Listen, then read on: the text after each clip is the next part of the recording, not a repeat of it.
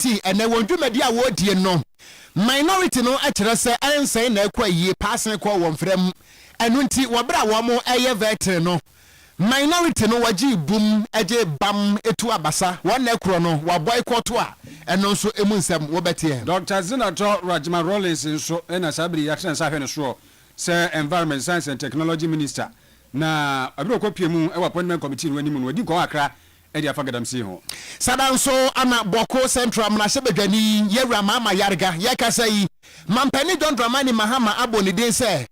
vetting committee no agye ne tomu a na kyerɛ sɛ wɔbɛyɛ wɔsoafo a wɔbɛhwɛ nkronkotoa ahensam ana afei ɛsom ahodoɔ ɛsoɔ na wɔkɔpie mu ɛwɔ vetting committee no anim no Mahama yarga ɛkyerɛ sɛ national cathedral no ɛyɛ papa o ɛyɛ papa na mmom wobɛti mu nsɛm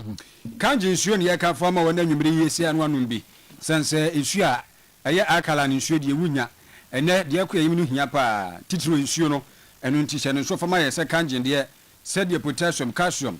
ɛna afei nuane no dodo no awo magnesium de tete saa ne ntire ni haw bobo bi na mu a wɔpom den esan sɛ ya akala nsuo a ekɔ wuni padua ni mu a na yi poison ahodo ni nyinaa ɛde afa odwun so bi ne sɛ de ogya ne mu aba abɛsene kɔ ama nso anya ka de amakra yi kumasi brema ha ya UGC Tafo New Road na Chesabaru Junction hono ena yewo 0241449191 0507379474 kitima se bra ne baje pa da ne bi na we no ani kasempa ne se infections no obi wonu mu anan duru wanu mu an so timi ntu ase Dr. Kitima se bra Kitima Eba Center wono de wode pa da ne kan se kukurudum eku infections mu an nyina tu ase na wo no mum yade awdo bi esa wa akiri kitinkiti no na eno soso ekosan se fashions ne ba e de yade awdo pi no ara ba Kitima Eba Center nye no nko yade bia ni so amfa ma ho ene wo wasapase garu ha ya du akwa enkran so Medina ena onsa beka no 0246914717 0557408043 eye ahotofi pa yemfa seda ne bi nso ema Jejuan International School abusua wo pe ono obana da chi ya no ho nkomo ane ebo edi ama wo no eye school papa akyerɛkyerɛfoɔ no aben wa wabotre wo dance be disa abatan eno nti wo ba no wo de kwahye wo munsa me pa atwa tumuda efiri sɛ bibia betima koso fam na school no wo mo ɛwɔ flexible boarding facilities na kyerɛ sɛ ebi a wo yɛ ohwɛfoɔ wo pɛ sɛ wo ba no wo koda boarding usika no so a wo betimi ne wa yɛ hyehyɛ na wotua no enkakra house ne se kada kaza ya shuruwa eno nti bo modern na wo nkonkodi nkomo ana afi nso no wo modern ICT any science lab akwada no wo betimi ede aye practicals no abɛyɛ obenfo pam environment no nso ɛyɛ serene eboa adekyerɛ ɛne adesua ai ɛnya hɔ na abɛte yes ɛyɛ plastic bia wonte saa de hunu no ɛwɔ hɔ da bio bambon sensam so ehia wɔ mo ɛno nti 24/7 security agent so CCTV cameras ne nyina no ɛwɔ hɔ na wɔyɛ robotics ana afi nso no cadet band yɛmɔ modern yɛhwɛ school yi ɛwɔ fo ase kokɔben santase wɔ boase kwantempɔ no ɛso dominance police barrier hɔnom asantemantam yɛmfrɛ mpanimfoɔ ɛwɔ 0553 182 201 and 0277 453022 na midimafo herbal hospital enie Dr. Time da so edru jemfi bema wo se yade no eso se dan edru honom a empenisi aprawaketwa wo hia na kese na wabobonti apomden ebeba na hoden so atimi aba Dr. Time da so yemomoden na yentu ana monkopie mu na tana ye no ayemiensa asante mantem komase ebua kwa atwuma gogo ewa atwuma kwa ngoma mensie no mu okọ honom a Dr. Time da so enie atoye mantem nso no takwa bogo so janse honom a ana won sabetimi aka Dr. Time da so na mu amu won kran matwadi pokuase ene mayira kwantempo no so wufri pokuase a wokọ mayira no won sabenkum honom a ene aya sabia ne se honom a o jain yemfra Dr. 0244774282 and 050072 another 7215 and some no dear eba edoso papa nemu ewiase mpanisi kokwase abrante se wode ni tiri ho dwene ekwaje achiampoma so obede hene a enya nwanwa sa confirm enso de kwa ene kwa ebedi ahenkwa eno nti asomfo mienu medi de gangster card ya mitenkura wokoji abuo okran mene krobia sante achim himan de sha se frɛ poema ntemu na me ka sɛ abrahusam asi ama bantie bia wanya mfie be sa aduonu nwotwe 28 die friend Douglas wato ananom ewo ensia do de ne si yie se sojafo bi na afi immigration officer bi a yetete se no won hye uniform ajawa of TB se immigration officer no nam ho pinche eba asojafo no na afi nsuso immigration officer yi entem na se de na esi akora na ani no akwa nyan anu ntia ko ba so manfo kora no matwa hia no obi a baabi edi ne tri afa enne se yekote a susoja ni matuo so a woto ye no na ekoka Douglas ma sabri Douglas yanka sabri odi nani eche baabi no akobodu hu adwa na so odwane afiri hono no akwabo no akwakoka no ato ananom ewo nsia do ya na Douglas maame na afi ne yire eje bere ni nsentwe ni George Bota edi nkomo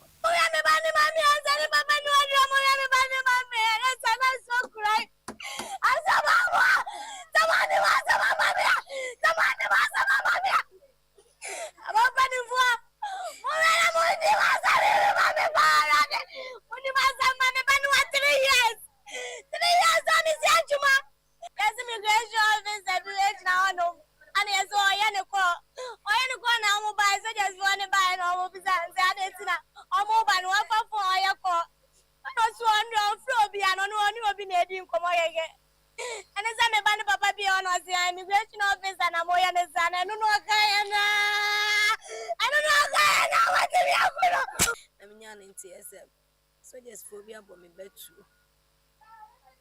No me say aden. So be here call. No matter a witness. Because so you know immigration officer na mo yen disi. No any no mo to go ni so. To dwan no ma boni so.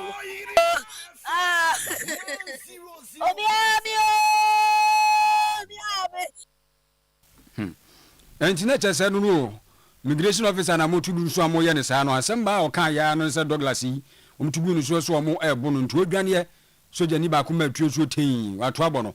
ama sabere yasema asie ewa chimema ene se Douglas wato anano mo nse do na sawoba Eastern South Police Command ni mu a DCOP yewura Charles Kofi Adu ona ye commander ebra wo koye no ne abusuanfo no kodi nkomo wo so nko akoma nto yem dia ba no to da na mabunu no nso so ebejo ho sekyereme na wose adwobre wo wabra posifo buso no yemhwemu na munna mo ne mba ya adwen se police ye ya kase obi famra ensha ni sem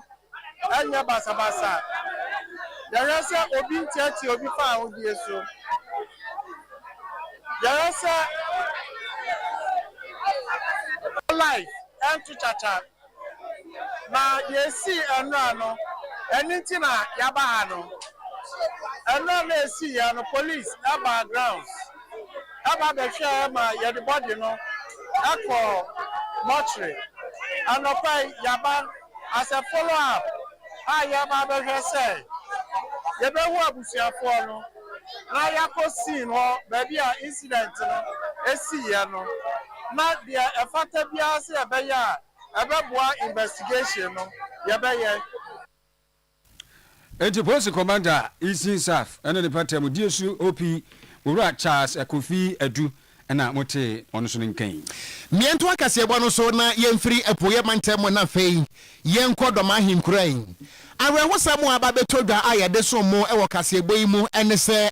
ewuraba bi a nimfie no be se aduasa yakwakwa hunu se edan bi a yesie nanso yenwieye uncompleted building bi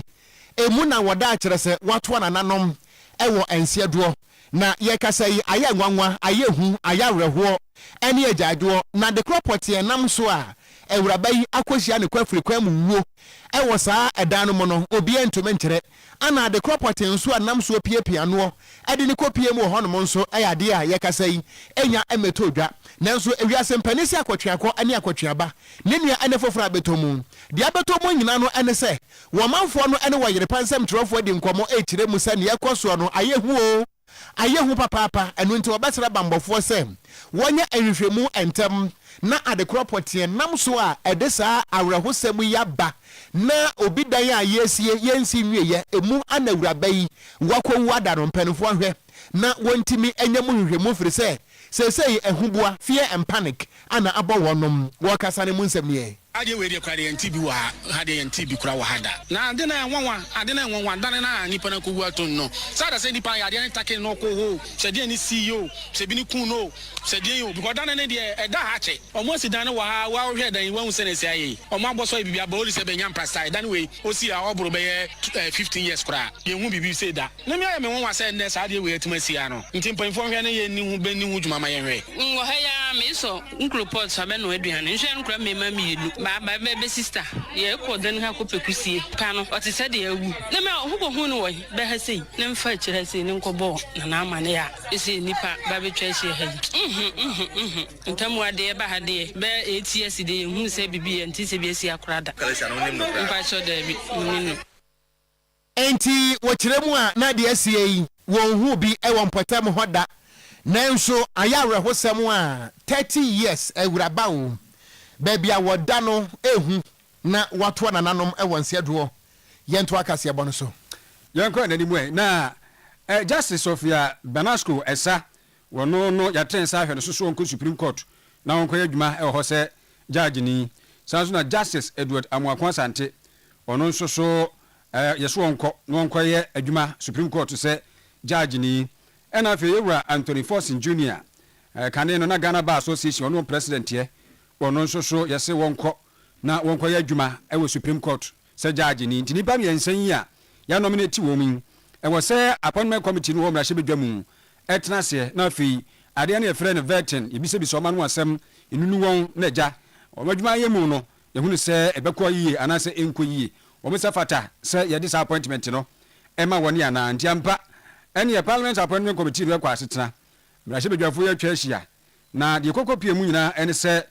ayi afanyo maken ya we dom kuma ni ba no dini na nani abere papa o si edi kan Supreme Court ekwa bia meda ho se ye di nipa afọ kọ so mo nkwa ye adwuma sa agegefo vacancy bia meda ho sa abiri e to so mienu no so kura no ebra nomination e ba yi no enefu aba miensa ntamni enso nke komre mu a e wo se nefu du anase du nan achi na nka wo se veti e ba so kutupuru mo so mo mra nefu aba miensa ntamni ne veti wo mo eno so afanyo chese etieti amra na se be kaya afimpi mienu ene aduonu na 2024 yi saa bi ekoso a saa tam na ndisi fo ya ekan se dabi e we se di saa enefu adu nan ansa na vet na koso o mo tiase na ye dan ne miremu de enema sesanti afanyo na ni abre pa na ne nsem wo no keka ka e wo chese table no ho no ene ka madwamtani chairman ema parliament appointment committee no honorable Bernard Ahiafo eye ne se dabi se saa na afanyo so e kan de a ene na ne nsem no ensuo bia nyinam enyina so enu nti ogitumu a enyeyi. Once the House has adopted the Business Committee's report, it means that the House has taken a decision to waive Standing Order 3 for the committee to consider these matters as a matter of urgency. Honourable members, when the committee takes decision, we present the report to Parliament, and at the adoption of the decision of Parliament, Parliament at plenary has a right to vary the decision of the committee. However, if the House takes decision, no committee can vary the decision of the House. If you are aggrieved by the decision of the House, the method available for you to reverse that decision is contained in our own standing orders. Honourable members, distinguished guests, I will not preside over this committee and purport to vary the orders or directions or decisions taken at the plenary by the entire House. It is not done in any democracy, and I will not be the first to introduce it in Ghana's democracy. NG Parliament Appointment Committee no omo chairman ena to ni kan honorable Bernard Ahiafo ena wo ka se emrahye bedwafo no kwa asetena no mu nya bobo bibi hu se sa ho na se omu nya gitum ewu fie no mu wiesi achi nkuru dewa enya wonu mum ena wo ba besesa no ntidi afanyo ma ke ye ka ya che sa ne buafo tututu ne sa nyina no eche so no gitum a enye yiye da biara da ne nsam eno no miento anwumre no nsia kase ebo no so ye ka wo sensebo no ye di free asante mantemo asansa akrokoti akwa Oyerepa wo ha ne akiripo ensonso ne ebo ye moto mu a ye nam Ghana fana ba bibiada mantam no makomako edu nsia kase ebo yi enam so na the Republic of Omofia ana pigu afamasi akotomfo ye da mo asepan se kase ebo yi mo agi atumu sa na tie ye da so agina mu e wo Ghana emra se badwam na appointment committee ene wotena se no emra se badwani a wote akonwa so e wo Akachi South yewura Bernard Ahiafo wono ana yedwam tenanin ema sa appointment committee no na campaign se benkum ebehia nifa na ge tawa ne yefa ne se ensembo nanso ene de yakọ no edom kuma na wo sa committee ne so no wobufu yi ema broni kan se wo boycott ye anase wo stage e workout wo mo so dey efridem hokoi wo mo nsam ni nyina no ene se yewura Bernard Ahiafo yi wo ye wa adwene se wo kasa pe kotoku sa abrobe kire se kanka bi wo kasa mo obi anka bi na wa so wa no na afenya ma ken kura kire mu se eye 9 objections ni nyina no ene se ebra wo no afenya ma ken ebeye na adwene se wo kasa bia no na chairman Bernard Ahiafo se bi empenisi se otimifo otimi wa wo woro wo ka wa ne firi wa beti wo se objection kire se ye nyine dia ne ntum kura eno anafanya maken e ka dia kire ne nua no minority e wo committee ne so se ene dia beka bia no enyina so anim dia ene na yete ha no mo eye den ene wo bu banji abasa se bam won na kuro no wo maso dia firi ho no mo a abusua emunsa mu afanya maken wo kasa ye die ntia wo mo stage e workout no enie. Chairman, what is happening is unfair, it is improper, it lacks principle. All we want to say is that if you insist, because you are the majority, that we don't need any notice,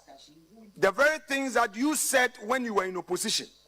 they are no more relevant, and that under reset, you have set in place a new rule, who should be the new president. We are sorry. We cannot be part of it. And to the nominees, with greater deference to you, we respect you, and we are not opposed to your nomination, but the process by me through which the majority is deciding to use is not known to the parliamentary jurisprudence that we all know. So, Chair, thank you very much. Most grateful. Today, if you need water to wash your hand, I have a... Enti ebusuan wutie se ne esiko ye no a eniama ekoso e wo committee ni so no afenyo maken nani enye ho enu nti wo kirem se eye ensen na ekwa yie pasen ko wo mfrem aboa kusie sana bakan hu a akwahwedie nko bi firi se kusi bom dia akwahwedie wo ko ede ho enu nti wo je safa ni nsuo ene won na ekro no na ade we bi esipen ebra na NPP nso eye majority na NDC ewo opposition no saa na wo moye ani yetena fia aka kire wo mo say power is transient to me to say mo ti atofe ye tafere ho ye nkam nanso wo mo antie ene wo sa ye dadwo ye nto aka se bo no so bra kro bia ayo ye nto aso ne enko danim na ne fia no mo say enim say esunya ne west mra shebedwani Millicent Amankwa ebo a ne kunu ene mama yarga nti eno nso so ehun sam kakra ye to aso de afiri eno no na opani mama yarga ene ye beka se no ye dom kase ne ba no dini asabre yi wodi ba no dini dibre no ato na woko akwakoye chese adwuma foforo ewo aban mu no ono nso so na appointment ye de ama no na ni nyina nka mfia no ono no ya trensa hwe no so se local government chieftaincy and religious affairs minister enu nti 70 kwada wie ya omugini tum ono so okọ na wakwa kudi dibre se soafo nti abra omukopie mu ewo appointment committee no ene ko ba se wopani ahiafo ya wono wa chairman edima committee ya eja wo introduce na cheso obobo woni a wodi mama yarga echi ba yeso obeta na wachire busuafo no di no ene wo se o mama yarga na ase wa hawo na ase be ma ewa ha na ase usori na opija ne nsa afi ahiafo ni afaso se wa hunu se mama yarga ne yire tewo sanso ndo mo obi anim se wono ya MP se mama yarga yire eye MP osunya ne west na ye na mama yarga chese Mr. Chairman me pacho me yere nso so wa ha no so yere wai was asunya west MP me yere no say, hey, and you're not just introduce me, and I want to know a quaba say, and you're for introduce me, yes, one also know, I will have so betani kunu echi. Na opening my maragabra, no work change time against this one in here. I've not exhausted Chairman. all. Chairman. Yes. You have introduced the father-in-law. You haven't introduced the daughter. Yes. So we also have the mayor of Tema in our midst, and we have the spouse, Honorable Mrs. Ayarega, formerly known as Honorable Millicent Yeboah Amankwa, Member of Parliament here in our midst, beautifully seated behind the nominee, indicative of the fact that behind every successful man stands a woman. Besides every successful man stands a woman. Honourable members, on your behalf and on behalf of the House, I welcome all of you. Enti na chese we eye the course will be a appointment committee in so and no ya mu bi redi sudia na no so ye nto aso okay say Honorable Sam George and so coordinate koyi e ma ibusa ne say hwan na hwe wo se na yire na hwe no nti we nso ye busa ne say na ho kire bere mu hwan na we put in a trust in ana mama yarega say eye na yire nti I think say mo amawade no ba bia mbeko bia mo mfa mo yire nko sidanfo ndi e kosa no ha ekuta ebe nku hallelujah mianto akase ebo no so abusua wo ko Facebook no so a eye Oyerepa radio aya na wapia so de ama onua efire se wo pere wo nko awuti e wo ko animu a empani si eja wo e wa manfo so na ye to akase ebo no so ni akoya animu a nananom si dompa akrotwa amansan wi aka no se asakra man wokobɔ trape na ne yemu hwie ene se wo bra na nana adodanko akufo ado eye mampani no ana wokobu ajajefo dan etugu ye e won kran wode bedan wo so obesi aso dan kese na e Kristofo akogina mu akoka tons soroboro kantaya ene hiri baba sa betine ya sa ne ko tons ho ehu na eno na National Cathedral ho nsensam sa bere na NDC amanyuko no na wo mu ewo opposition ene wo bobo wo mu nsem bom paye e kanche ye pa wo mu to ase edigu na nado so ene NPP fo so say hey mo abogana ka efiri se wo meya yetimu yi ye waso dan bebre wo kroma eno nti National Cathedral no eye kahunu kwa ana nanado sa bre wone NPP fo wo mo ebogana fo mahama yarega wo ka bi pa na kire se enya asem ketua na aya na mpanisi se wunim wo kina asem a yenkamu asem eno nti ye kasai wo pani a waja ne tumi ya to ho no mo se majority leader mampani John Dramani Mahama abone din se won konko ye soafo a obehwe nkurase mamuo ahensam ene esom ahodo so local government minister chieftaincy and religious affairs eye boko central emrase bedwani Mahama yarega na ene wokopie mu ewo eye vetting committee no anim ani ebisa no se National Cathedral no say boko central MP wona oba be minister for chieftaincy and religious affairs National Cathedral no foundation na wo na wo se nanado abogana ka no wo de excavator be kwakosim akodwira to agu ana ye be ne den ana wo se oh Mr. Chairman National Cathedral no na eyade papa o eyade papa na emom ekwan a sabre no nanado ene na aban fa so a na wo mu sie no ana ankoyie ntebusan sent wo bayi wubesi aso dan no anase wunsi wose wonde wagitum se Ghana eye Christian country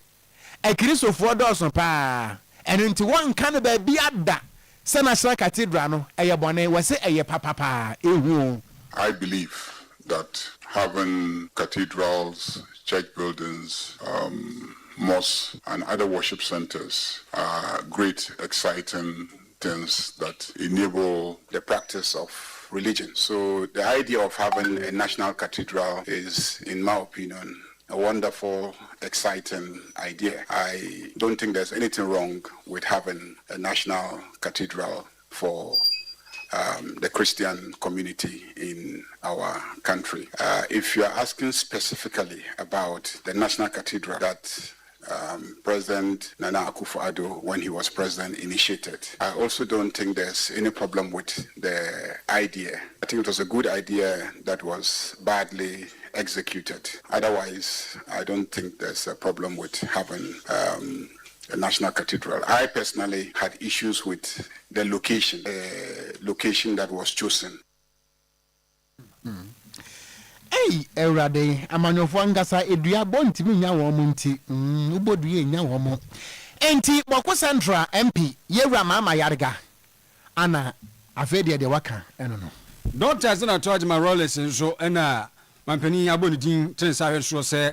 Environment Science and Technology Ministry no ono so onkoye soafo ena no tipo appointment committee kuru ya ono so edru no so ye bisa ne nsemo na semo e bisa ne se gadam sei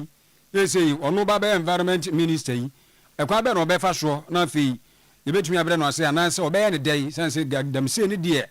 agye nsemo an sa ena wo se o ye kan no ase ye wa ban kura bata hodo e kan sa na department ni ministries ni institutions ahodo agencies ni nyina ya ba no edia anase mpuno ankwankwan susu de ewo ho na ebom sem nyina be kon ho abom no makwati agadam se obi na adwe beba eno ne ade a aka eno nti no se obi a hwe ne baabi aka hu bi ama ade no kra no ase obi a nyina bra ne saa so betumi akodi tia enti senka sankura bata wudu ameka ka nyina keka wo ho abom no ma sore ade agina eno mum ene be ma wo ho aye den na afi wo menya atumi krata bi anase echi ayi ensi echi baabi edi abo na chidom so moko edi etia gadamsi nti eba ne saa no de a na eno no akoyi pa fesusu no kwabrani akwa hunu no obeyi asutire na fe panifo so animanimu na woni bedi akire no atu na mo no eno soso eyade bi a ebeboa me mu ada ho eyenkuntia. The fight against illegal mining and the subsequent damage it does to the environment and human life are an all of government and all of society imperative. And I do believe that the easiest way to address it is to have effective coordination between the ministries, departments, and agencies. And as you rightly pointed out, all of these activities are happening within the local governance space. And we have the decentralized EPA and all these agencies at that level as well. The regular reporting improves on transparency. It also helps us to track to what extent that to what extent interventions are making an impact. I believe that to start with, what I would want to do would be to sit with, should I get the approval from this committee and from the House, would be to sit with the relevant ministers of the coordinating of the relevant ministers of the various ministries that have an interest in the Kalamse fight, which would range from the lands as well as the local government. No say one nyagini tum na fi okwaso so okoya dwuma no be gina ho na fi woni eje say agencies ni department ni che say ministries ni nyina ka bom na opɛ kwampa obefa so a obekodi atia garamsi no Senator Rollins ne sembi eno no miento anwumre no sia kase bo no eso na fei yenko ensam foforo emu sagana fo beka yi a wopani anidi ade Asante Kweku Beko na ebre bi atwa mu no na woyepani kwankyerefo a na wodatema oil refinery ano na empanifo aye hwehwemu dia fa ne ho ede na kwa ginam ewo eye Brooklyn New York man no emu eye August bosumen ne da na etoso miensa na no ana court no ede kwadu kese ebo no se bam na kwadu ede bo no nyina no ene se emra na woye tema oil refinery panin kwankyerefo no woda no 2014 and 2015 papa yi otuatua bribes ene ye kire sadamudie ede mankrofo bi ni nyina no ene se esumu ase dwadie bia na wo die nti wotuatua sika de kansa ankrofo ni nyina anotomu asa ankrofo no a agi se sika ni nyina nso wo ye Ghana fo na eno ana empedesi akotweako ene akotweaba nenua ene foforo abetomu office of the special prosecutor yewura kisia jaben wono so adi nsem bia beto dwa na wo kire mu sei efiti saa bre no a saa temwo no ene saa kwedo no efri eye federal jury eno ewo Brooklyn New York eba ye no special prosecutor kire say wodi nani edi abrantie na chi papa eye Asante Kwaku Beku no wodi nani edi na chi pam na wo hu ne say wi asempani se yankwado nyina no wo fa se kan ya no wakai akotokure ane ese ho ane akotokure no kisi ajabe se akotokure no a waka ho asem a ye kasa yi wono nso esusuo se sika no wo mu GB bribe no wo mu DB no eye kane mra se badwani anu wote akonya so ede ema NDC wo Pro East Dr. Kwabena Donko wo beye power minister ye kasa ni di apiemu a kisi ajabe kire se bia wo befa bia no wo betire se Yesu Kristo a ye kobo na senuam wo Gesemani no atwene pieto afa no kon ho enyo no nko a afenso abrantia ne din ede Francis Watson Kwesi Jata na waye former technical advisor to the Minister of Power Dr. Kwabena Donko yasem na meken ne futufuo eno no ana Solomon Ajetesowa no ono so former deputy director ewo Ministry of Power honomo ana London George Ni Metal na ono so former director Emma company bia ye friend say Tricop Group Limited ana fei bafo ankoma brobe wono so no ye adwuma ewo Tricop Group Limited ho na kisi ajaben ne nsam trofo di nkomo na wo kire say saa nkrofo ya ya bobo omudi ni nyina no 2014 and 2015 bribe no a Asante Kwaku Beku ni tuaye no saa nkrofo we no tuade ma wo mo enu nti he ye the torchlight ato wo so a ye pe wo mo atete wo mo achi wo mo se kuan na musuo mo won na Ghana mra no mo won se do mbesi atwe wo mo boxes afa wo mo kon ho no emu nsem ne. Conviction of Asante Kwaku Beku in the United States does not provide automatic basis for the prosecution of identified persons who acted with him under Ghanaian law. Circumstances of the case are such that the actions of Beku may not necessarily establish culpability in other persons under Ghanaian law. The OSP will not prosecute a person solely on the basis that a person's name appears in proceedings conducted in another country. Equally, the OSP will not hesitate to prosecute such persons where the evidence establishes a proper basis for sole proceeding. As I stated earlier, we have been carefully investigating the Ghana dimension, and our public silence has not meant inaction. Our involvement with the case and the evidence so far enable us to identify the following as the main persons of interest in this case. 1. Kwabena Donko, who was at all times the Minister of Power. 2. Francis Watson Kwesi Jata, at all times the technical advisor to the Minister of Power. 3. Solomon Ajetesowa,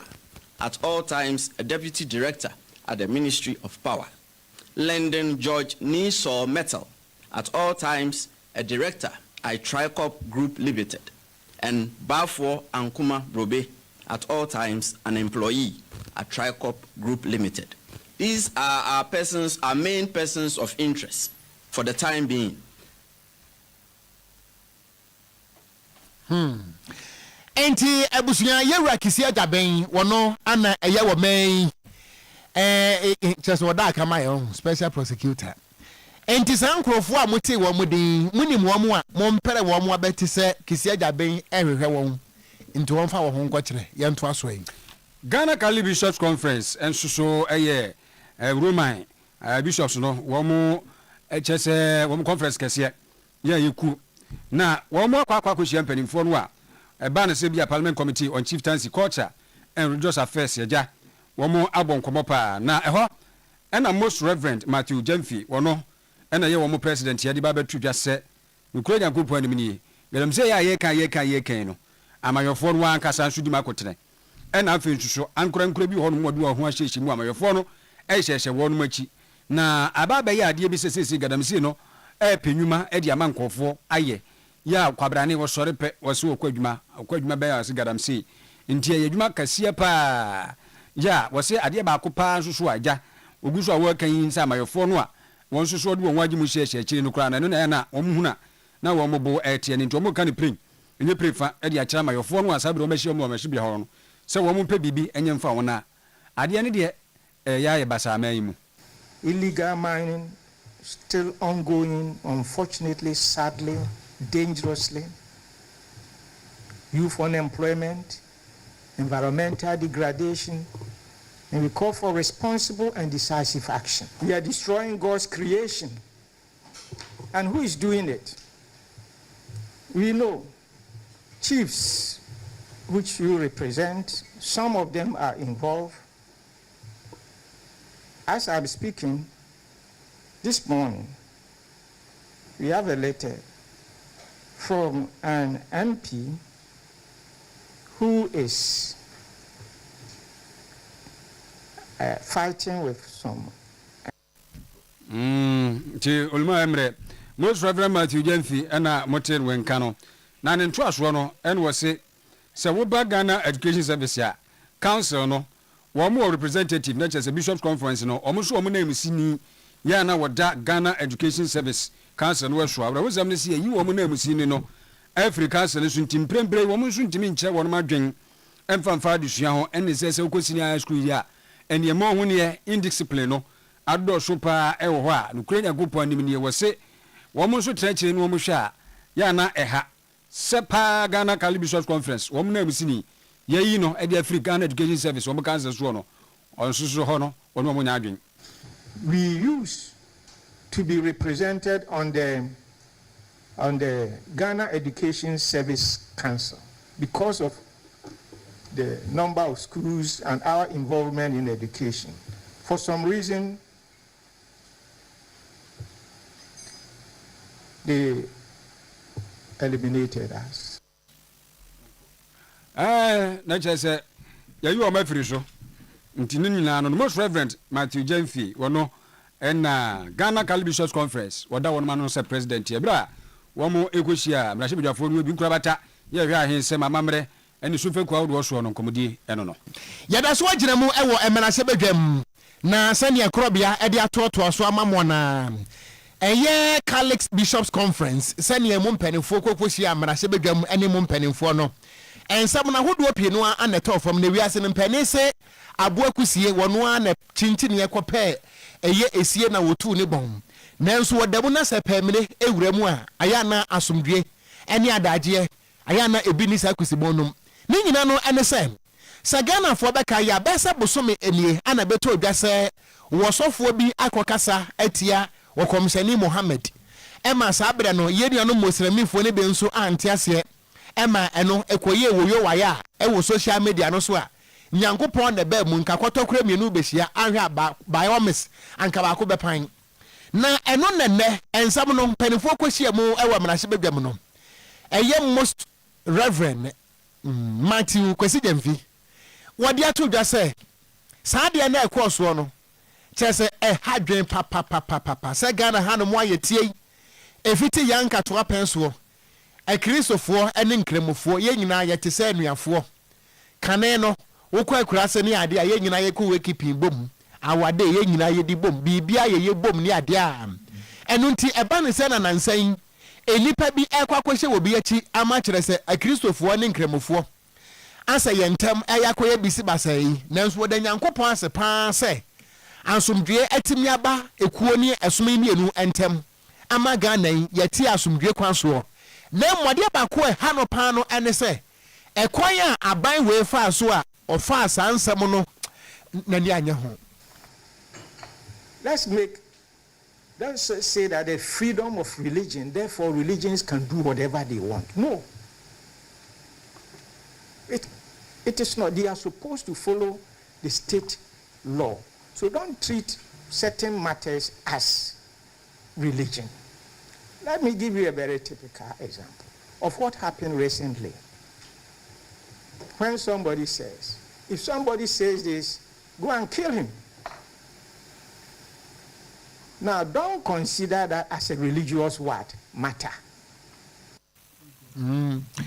Enti waseni yakoso no hadwen enu nti obesere pa sɛ nea yɛte ɛwɔ asomdwe mu nkramofoɔ ne akristofoɔ yɛn nyinaa yɛteɛ na yɛdidi bɔ mu no yɛntena saa da na mmom aban no sɛdeɛ wosi yɛ wɔ nneɛma no ana ɛntwa yie nanso ne nyina mu no asomdwe aba yi kyɛte mu nyɛ din na divine mercy afro sebra na ebeji nku papa odi fira manani aba no ntade ne mpaboa nso nyina no wodi abegum divine mercy cosmetics no Erica Cosmetics ne niam nyina yɛ papa ne ma no kra de yedi adanse no a munim de yɛka sanse makeups no ɛwɔ na wokɔ na akɔgye papa no watim se dwu ekoyie pa na enkonkofo yawo ebia emra wanim bi on mo de twi nanim sa wote yawo enye papa no ɛyɛ divine mercy wɔse ntade odi fira America ɛne me yahodo no wodi aba nti adu mesisa no che plaza ha yɛ no ba maako ana dudu matu akɔtɔn no wɔne okɔ hyehyɛ kama pa 0553 457 200 0544 430 774 divine wɔno ebedi enkomo na de anani abere so obepre dwamtra dibre no na chess aspiring first vice chairman ɛwɔ MPP ma ekonomu Dr. Mustafa Abdul Hamid ɛne wɔde atutu ani si anifo no mkɔ akɔto aba no anim ɔse sabi nyaado sika ntumi emma nkunimdie saa bi se bia ɔmakɔ elections na sika ebetumi ama ɔmadi nkunim daa bi wɔse de yayi no a wɔkɔ akɔpere dibre no onumum na wɔse nkɔfo hwɛ no sɛ wɔse fata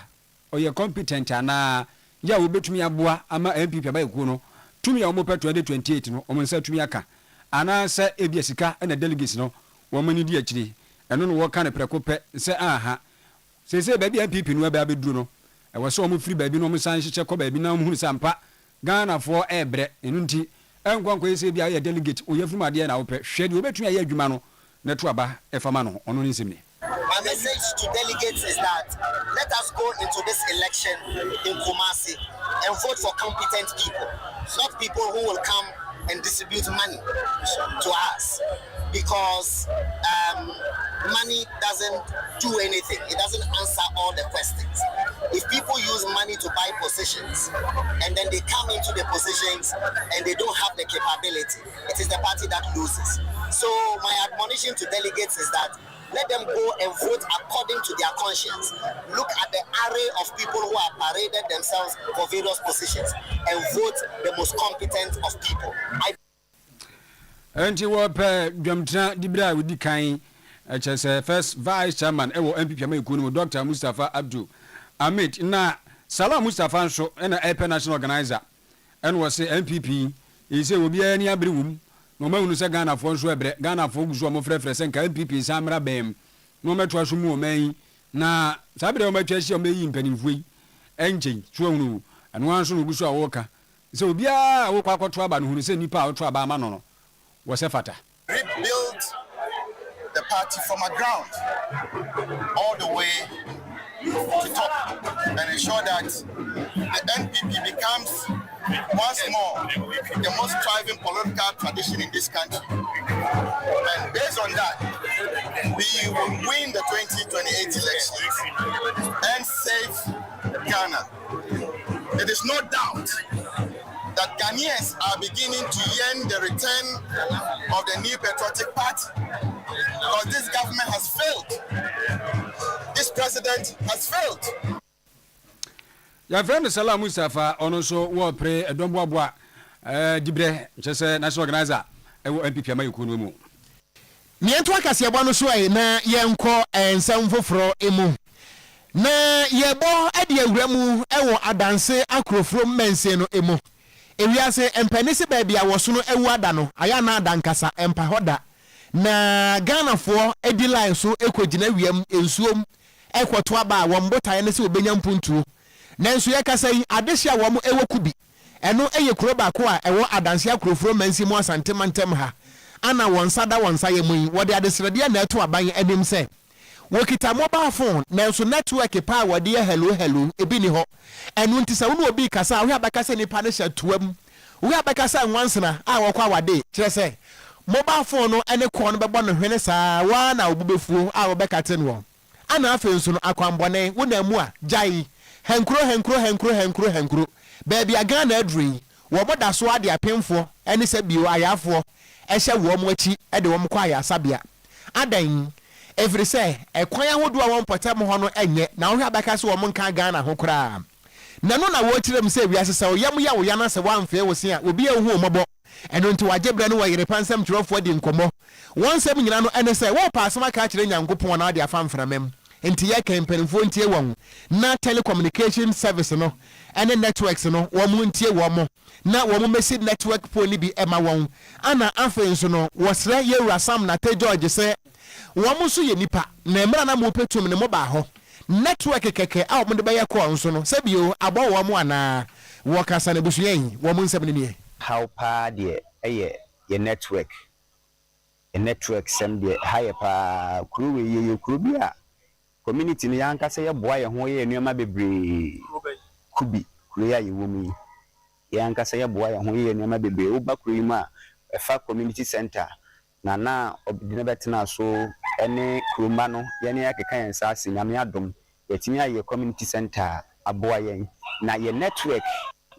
sɛm ha adwene paa sanse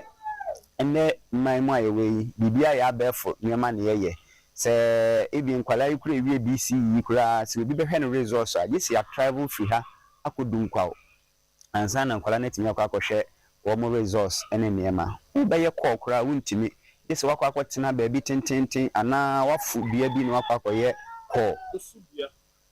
ɛdin paa fi sɛ yɛwɔ yɛsoro ha baabi bi ɛhɔ na network no bi wɔ kakra a yɛkɔ ne akɔ akɔgyina hɔ ɛde ayɛ yɛ network no ɛyɛ asɛm o enti ɔmanfoɔ no a wɔn ɛwɔ kubi ɛwɔ adanse akorofurom ana wɔkasa yi kyerɛ sɛ baabi baako pɛ ana korɔbea network ne ba enti ebi wɔn mu akora bɛkɔ na ebi asa ebi a pepɔ no so no mpɔnkye kura gu so di agorɔ gye sɛ wɔpam mpɔnkye ne nyinaa na wɔgyina hɔ ayɛ ɔkɔ mekai 2005 mikuro mbɔfɛ nyina sɛ saa o bra ekɔgyina bɛtɛ de sɛ asɔ da ho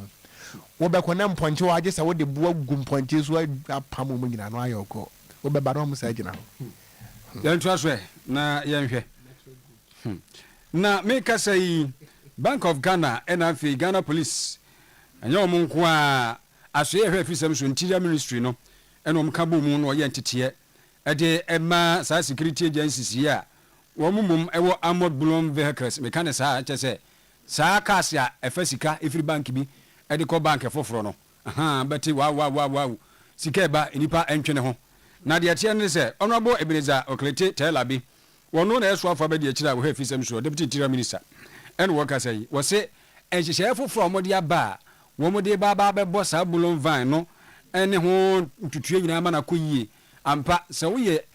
sɛ bia agency bi ya kyerɛ sɛ wodi saa bullion van bi ɛyɛ adwuma nko a deɛ a ɛwɔ sɛ wodi soɔ na nokore ne ɛbɛboa ama ɛdi kan no ɛba no sɛ ebi abambɔ sika no koraa no so a wɔde kɔ no nkɔnkɔ ba sɛ BBC a so ahunu ɛbɛtu afa wiem sɛ nkɔmfam no ne nyinaa atumi afiri nti sɛ nhyehyɛ no ɔmde ama ɔma ani so ne yɛkye wo nkoa nso deɛ a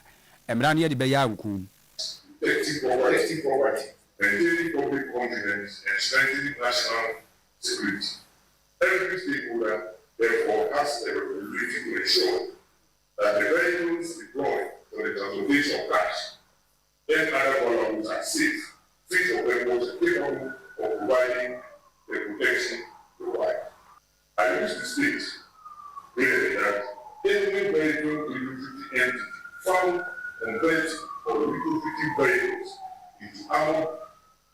bullion vehicles without the requisite permits. Nti openi Ebenezer Oklete Telabi so afọ be de chehwe afisem so na Director General in charge of private security organizations na kyerɛ sɛ wukɔ police adwuma no mu a ɛno so nkura bata ba ko no na Director General ni COP Dr. Daniel Kwame Afiriye ɛna ɔse saa ehyɛmudie ne ntete a wayɛ ɛde ama saafo asɛ wɔto safo ɔmo amba yi nyinaa no ehia pa sɛ bɛyɛ adwuma sɛm afei susu sikasɛm a nyina hwɛ sɛ wɔbɛbɔ ho ban bra ɛde firi baabi ɛkɔ baabi no ɛbɛboa ɛnkɔnkɔnkɔ ba so ha bi ɛbɛyɛ kofirikwa mu aba abɛsi womanfo a wɔmde saa deɛ no so ɛnam no ɛkwan nti wei no obi ahwɛ no wɔmfa nyɛ adwuma na ɛmmoa bambɔ. These safety and operational protocols have been developed in furtherance of our shared commitment to enhancing safety and security whilst promoting the economic growth and development of our nation. Let me assure you that the Ghana Police Service remains committed to supporting all legitimate cash in transit entities, retrofitting companies, and private security organizations that operate within the confines of the law. At the same time, we will not relent in our efforts to identify, investigate, and clamp down on individuals or entities engaged in unlawful, fraudulent, or otherwise questionable activities. COP Dr. Daniel Free Nisem Enono. Miento akasiabo no so na yenko ensem no emwen. Ye ka wo saharo mo eye Oyerepa. Wo twro wo ha na wage pan na de servian to aso. Uko Facebook no so eye Oyerepa radio. Na mfimfire mantem mo nso mfantema radio mo kire se enkwan pa. Eno ana etwe adwa na aboa wo wanso wode nkwan no nihwa ana toa sa na tie o. Ye to aso de akoyanimu a. Kanema se badwani anu wate akonya so ewo ayawa so central papa yi. Wonya dibre akese miensa ewo nanado eye na abemu papa na wo ye Greater Accra Regional Minister ana wasan be Interior Minister so hu na yewra Henry Court na sam ana making na enade wabewai ekuro no anim ama sesei ye de hikuro eba behiem se mo be kai a wo bra na nana adodanko akufu ado eye mampani no ana sabre emrase badwani anu wate akonya so watwema nwabieja north yewra Benito bio yebo ne din se wo meye so afa be de akira wo hwe eye ensasesem ana afei agudie eso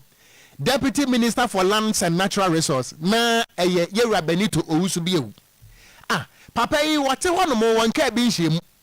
de ate ya ne se mampani asabre wote so na nado aya reshafo woya reshafo no Benito owusu bio ya ama ne tumi bio kyerese ohwedie no a Benito owusu bio we ama ne tumi bio ana kyerese kokoti na fie ka se wolman wo ba mpesi ekuradi a wonne nkwada na di agoro e wo ba maso sada nso ana eye atiwa west sabre no mmra hye badwani yewra akwasi amu akwata wono nso ebeye soafo a wo hwe akwantempo so wono na anadwofa yada yetu nkromo no wode nkrata pi yese to butu ni nyina yemfanya jonsodan no aha wono a wo katugu ye no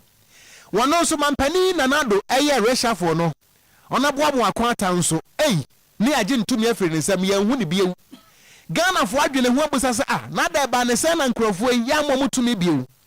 afei na onabo Henry Court waba ba yi anu akirekire mu de enti a mampani nanado epam wo mo kire se mampani ti so no anu wonya information se sa nkrofo emie no wo mo se 2024 wo mo contest biewu amanwesam wo mo agyayi enu nti se wo bedi wo last pa akofia akwada de oboa ye bepam Henry Court na akirekire mu Miensa and Mekase Emamilusubi constituency, and I take responsibility for it. I also central when people hear Posi Elusua, they are surprised. One, Mekoye regional minister, and yesterday me hear me constituency. People were happy with what I was doing, but unfortunately, me by 2022, I decided I wasn't going to contest again. Thought that I had served my country. At that level, I was there. 2022, and I'm here, so 24 elections in the Amenko. So, truth of the matter is that visibility in the constituency is key. I wasn't visible in my constituency. Look, let's call a spade a spade. A year, was minimum one, and I'm after the Bibia, maybe as Amenko. So now I was looking for somebody posse, but another contest. I couldn't find it. Obvious will say, but what will happen? Wait there. And the MSL presidential. Minya information until 1.5 years, there was a gap in the constituency. I was invisible. But then in 2023, then I had intel say the president was going to go reshuffle. No, Obia, Obeka Chelsea, MP, Unkobium, Obeyue. That is how come Osha. Amakwata Munyamina, Ebioman, so Unkobium. They were asked to step aside. Those who be Munina, they were asked to step aside. Say at the end, say we MP. So then I had intel say, hey, I'm being considered for the position of an interior minister. So now I needed to weigh it. Say, one day my CV should look good. So you remember me as interior minister there. Then I need to now rescind my decision. Tinachre say, one also an address a crop ya won't be you. Name the information say, one could be more. Ye beji ni 2 min efri nsem ana se wo contest 2024 no so a ye betima man interior so enne ma wo contest wo amanyofo no mo interest enti Benito owusu bio e be kura meka say wonim de enti aye pam no eno so ne wi bia kire no so o pe details no a ya won share wo kona ho ya to so na yenye mfansi babia na wo kon sori ahodo mu a ka ye de anim se kyerɛ no waka se nyame adwuma na hwɛ na ade akoso se kwabra na ti asɔre da mu so obɔ ntwene ananse so ho instrumentalist obi kura de technician obi so be so mic ni obeto dwuma ma ne content ni nyina asɔre cleaners o mu susu clean ho no mo so wo wo nyina ɛwɔ ya wo be ya adwuma ama kyerɛ sa asɔre atumi akoso ama nyame fie ayɛ kama no dodoɔ no asɔre o ma bɔ mo hene se o me ya adwuma we nyina wi a yentua wo no mo ka twɛ yi susu do ɛna wada na di prin se nyame adwuma na hwɛ na ade akoso enti sɛ wote asɔre da bi na sɛ wo ya adwuma bi ti sɛ yi na ebi abeba sɛ wo hwɛ sɛ asɔre na ntua wo ka saa na wo sɛ yɛ ana sɛ sɛ yi ɔyɛ ko ba firi na na kua no wɔte si kumase abɔnten so ano mo wɔde Ghana fo adwen sɛ saa fo yɛntua mo ka emphasize kan so mo nsɛm so mo so akatua na watwi bi akatua ɛwɔ nso dem ahodoɔ ana sɛ o makatua wɔ soro heaven the cameras ebesisi ekwan ahodoɔ so na MTT difo ni nyina afiri ekwan so ene ye bisa sɛ MTT difo mefiri kwan so ama cameras abɛyɛ adwuma MTT difo ne ɛyɛ no akua nya no na ye kan wasɛm akua de ne bɛba sisi ana ɛno no na ya to ebo ase abɔ no ma tini pa sɛ obi prapra sɔre dem obi to dwom technician so ahunu asɔre dem wɔbɔ ntwene wɔbɔ guitar konka nina we o sie ntwa ne ka fritiwa ntwa ne ka anase ono no de na ketua wo soro ye mpe kwa pe be fa so yi na fi betu yi ne no aba na kumase fo adwen a wonom ekire yi no yetumi ahwe e de atom anim ye hwe sa ene na ye ready ye ready yenko ene abusua yenko bukase eboni kom na yenko enkran na chama wuntumi ne ho asem sa da ha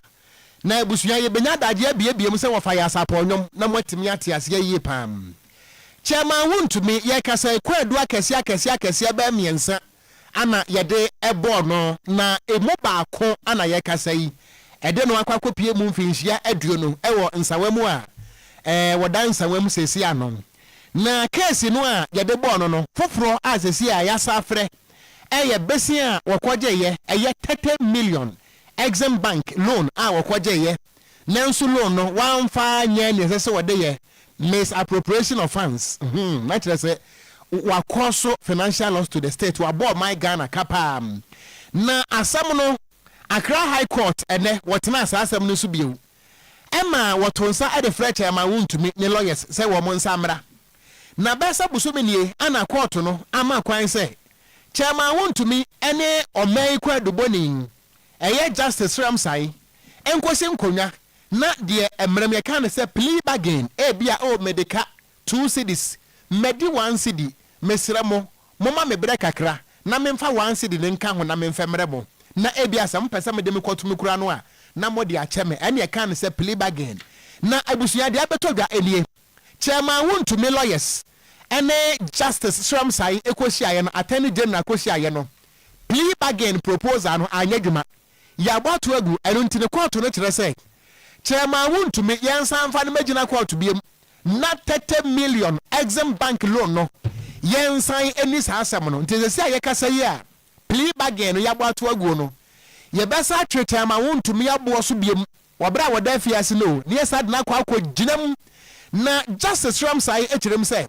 wohwɛ plea bargain no ɛne ho nkɔmmɔdie no ana wɔ mo adie no a wohwɛ defense counsel eye lawyer Samuel Atachia ne nsɛm ɔde ba ye no a na kyerɛ sɛ aba enhyɛ da nim entiase nim wɔ sɛ wɔ grant chairman wuntumi plea bargain ɛno nti no judge no so kyerɛ sɛ wa ma wɔ mu mienu nyina ɛnafo amakoma ko edu nan obi an kɔ file disclosure na afei asɛnnie no ento aso nti ye bɔ mu amane a na chairman wuntumi na nsɛn a mo bɛsɛ hunu court bi bra ane yenkɔ na yenkɔ tie de Ghana fo so ɛka ɛfa de mebɔ ani wɔyɛ ba fie ɛne ti si abɔnten so yes because we spending the time and all the year adwuma what you say ebi afa sɛ wo saka ɔyɛ adwuma wɔgya ɛkɔ ebi na bra wo yɛ asɔre ɔnkɔ adwuma ɔbɛbɔ drum sama wa so wie ya so tua ne ka business go so for so wie sɛ wo so gye kakra hyɛ wo ho ti na business nti wo sɛ etu ɔmo ka ensesa otu omoka omo ya manyame eno nti ne afre bibi se Kristo soma edin wafa ato wo ho so se obaye nko ade a enhwe anim se sofo ntua oka wo ya na Nyankopon na betua oka I saw Momo Ska. That's a new power. We are Juma so did. Say GD your bam manpower, yebo. To me, born you man non stop. I copy say you preaching. As our Poma, any panel. As all money scour the book. So any panel, Yamia Juma or Yama Yamia Juma, Aquaso, the Aniquasi Trianica, because on free Pim na Yamia Juma. And Tiniquasi Trianica. Name homes are sorry, and you know, was say, on the park when I saw. One says I saw them. Near was where I saw them be an Trianica was somewhere. And what quite say Trianica. Because I saw them at the end and say the Trianica was somewhere. I was a Trianica. Name where you pay. So we say I saw them. Or Panquinaso, Poverty so near there was a year I saw them be no yam and yamedia, when you could be a fantasy demand I saw them. Internet says, I don't know, Yagana Full Shading a year. Na yɛmfa kasebo ho aseda Emma Faith Homeopathic Clinic. Mama Faith say idea bi ne ho no mo na aduru eni ho agese wa ma. Me pato wo de no eye stroke, infertility, fibroid, diabetes, pressure, sexual weakness. Be ma woduru mpamu a me say ma honya den se emprego so hu. Ma honya den akokora so chepam. Wo de no stomach ulcer, asthma, STDs, arthritis, anase oposaposa wani a eye problem. For ni chire mu e wo hene makokɔ ben 18 mu hono mo a yemfrɛ Mama Faith e wo 0244 583859 na wayire pensuo eye kuraje wo pensuo anom a ebi ne kita mie wo hwese de sitie yi a yenkwa gyina ne yebua package na fe papa and the vetting committee timase na wayire pensuo sisi wo monim na mani age se wayire pensuo age se wa ntua no de wotia ne guna oh come on me pato tie mo pedo do atuo no eye na wo ye eye party bi anase dwumadie bi a wudi a wo behia nipa dom enti wo pensuo dia serve no me pato wo no Oyerepa ensuo mpanimfo ni nkomo na wo betime nso afre 0539 596165 0539 5961 anafe 65 na bibia nso enye kama ye ka wo se Oyerepa 100.7 Oyerepa TV yene big bite catering services ana ka ba chire mu a ye de hangout ebra wo me pa to dwumadie no eba so eye 21st September eye holiday na me pa to eye dwumadie a wahyehyɛ na ye de bema adofo ani abusua moni age enu ntise wo ba na modi adofo no obi amfa na adofo mra busuafo no obi amfa na busuafo mra na momedi de men dwumadie no ebekɔ so ewo STC wo mo yade no ewo ofori krom Kumase anopa no ndo kopema nwumre no nwotwe eye didie enwom ene asanko a eye Oyerepa ene big bite catering services hangout me patriotie musical interludes no live band papa bi enya sam getwa akwankwa tia ana games ahodo nso bekɔ so table tennis oware draft the can say you know that me ana card eno nso yes spa minim ba bia Ghana fo nya di free spa ana snookers ye ni say ya ni nya ye ni say no eno say me chekro bia mo atene pepra mebo mpatim me pa chotie enuane ahodo ana wo bedie e wo dwumadie no ase na mmom ubetua 15 Ghana cedis pe tio enye 150 cedis yo 15 Ghana cedis enu 20 cedis wunya tua pe aduane asala ni nyina dibi na so rekɔ Oyerepa no ye ne big bite catering services ana edi dwumadi atesa na ye was spacious car park e wo hono mo a wo car no say awiabo anasa excavator krampo a obenya ba bia park so ho ya krado pam me pato enuan no ye wo continental any local foods fufuo de ehuo abete ye friend Chris Brown ana fe ampesie banku aduane ne dɔso papa ana continental dishes no samwa munim de me pa kire de ehia ne se wo bekita 15 Ghana cedis pe wo no dɔfo na eba na ye kama papa na tie wo number bia da bi wo pesa wo frɛ nso a na wa frɛ mpanimfo ginkyiremo no ne duru hɔ no mu a 21st September adrawie 0201 618 579 0201 618 579 and 0547 253183 bra Church of Maranatha ena efre wo no Church of Maranatha echere se wahyehyɛ Miracle Convention afidie no a ɛne yɛ kama pa ɛba so dendenden ɛno nti bra na bɛhunu nyankrompɔn ne munyam ɛbɛhyɛ aseɛ adwada bosome a yɛwɔ mi ne de twa toɔ pɛpɛɛpɛ na toɔ mu a kɔwura bosome ɛbɔ no ne de ɛtɔ so nsia 6 September nsa ne yɛde akɔ na wieyɛ anɔpa no nkron ne yɛde ahyehyɛ so kama paa na afei deɛ ɛkorɔ no nso so no ɛno no na Bishop Dr. Elvis Kese ɔbɛ bi dendenden Reverend Joseph Jima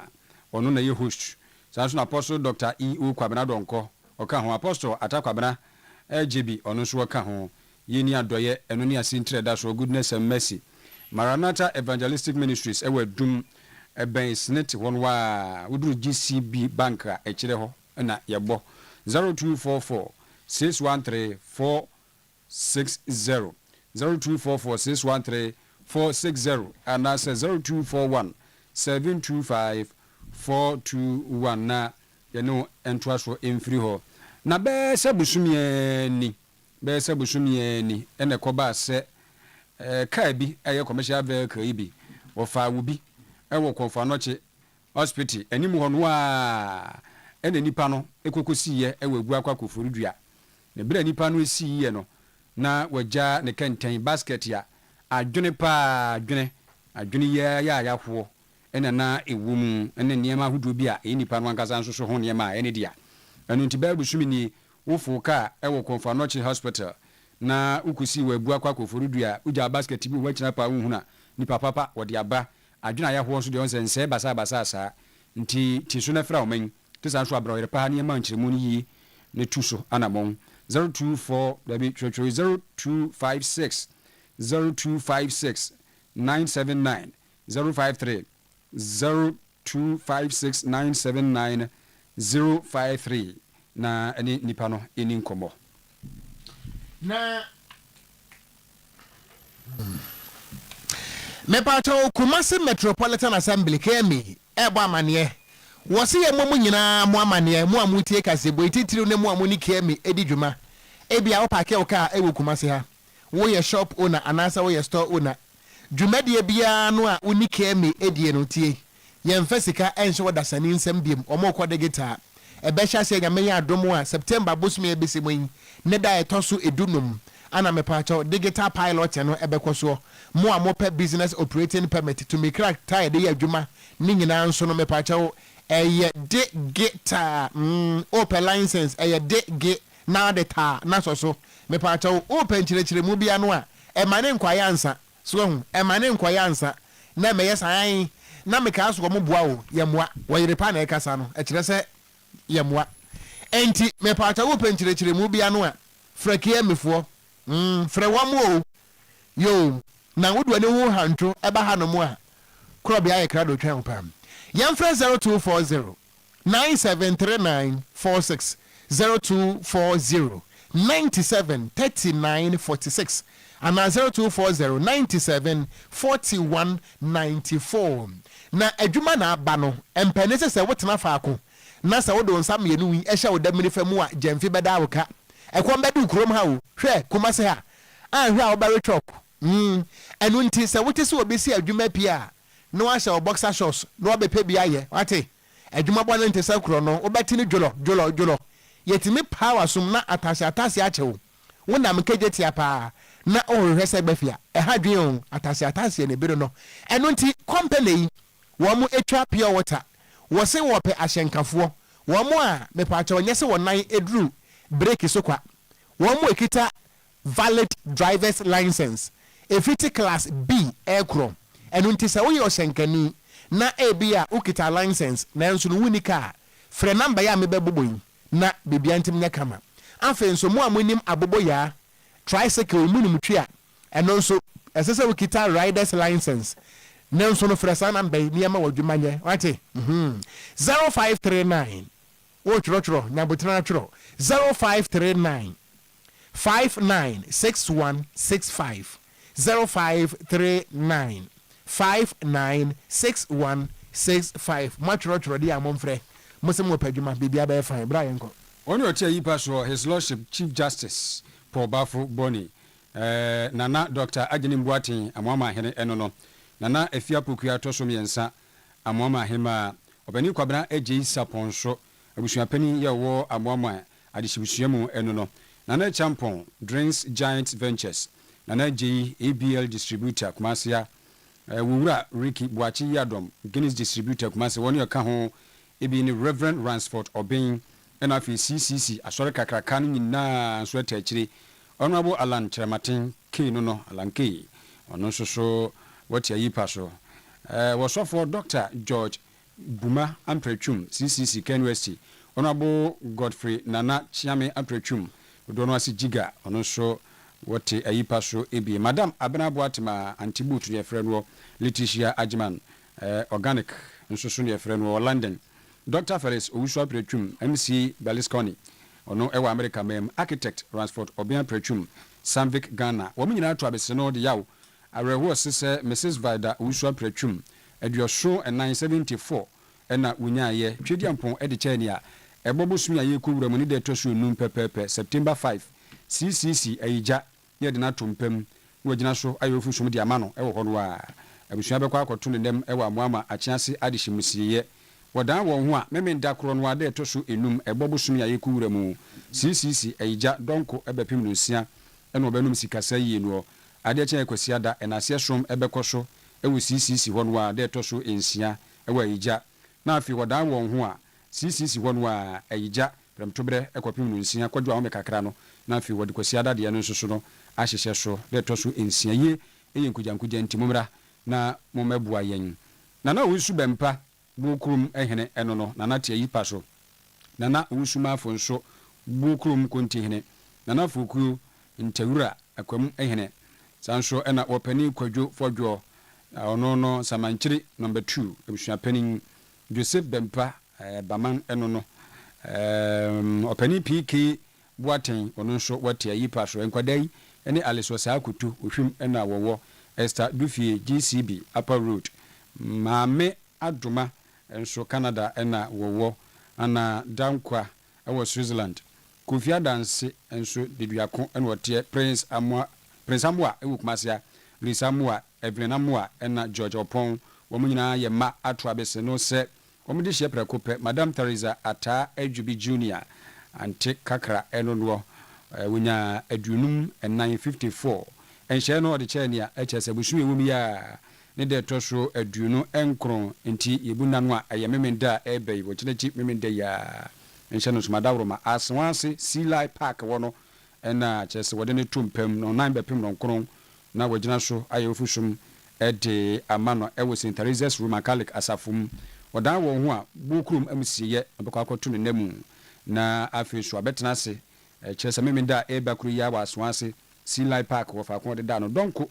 ebe pem anwumere no nsia ade chen kwasiada de toso aduasa St. Teresa's Roman Catholic asafuma swase nsia ebirim ho no de twedi ampa ase da koma no wodan wo ho ba pe aswanse Sea won wa eno besan atena ekurade aswanse C65 eben Jehovah Witness wono eno no ebe ye premtobre ebe pem anwumere no nsia ade chen a edwada de twato obusumi mu na abusua edi wo ho enkra etwato eye eyenkujankuja eno nti antikakra na ekro mumra na mumaibuaye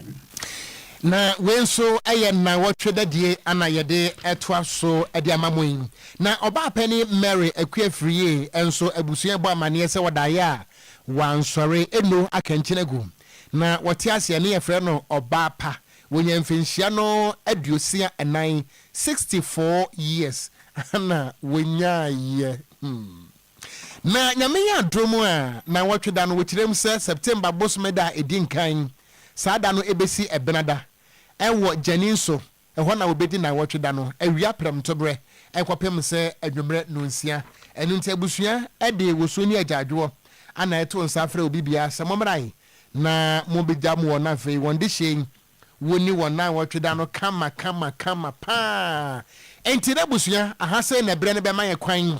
na ensama hodo a eye samufo Korea wodi gu yanim no yedi ne nyina besie se kasebo na Jimmy Clefon so eye executive producer ana several room for ne nyina nso yadamo ase Papa Sly ebodwuma John so ehye ho Bismarck ehye ho Seniachi Paul Charles ana afei Douglas owura nso etuatua mu a kire se wo nyina kabo mu ede ekọ Facebook no eso na nana ya pepra enso ana gina mfidie na chi wo studios ha epiepia ye ede ye koye na ye soso a sofu boy ite ene wo hye lemon green ewom ana black ne gusuo mpanifo betena se asomfo mienu wote brass ante krobia nka menso medie de gangster cat ya mite nkura wo ko giabo okran ye soso ne mpani etena se nembom ene ya wada obia mpon kofie trotro driver pon kofie passenger nso kofie obia nkoda branya sa nembom obia ko ne fie akoda no hwe na obia nko half sex obia ntimi nko half sex ne past tense of have half mpini tenase ne ha eye tuntuma na asa ye kokko okay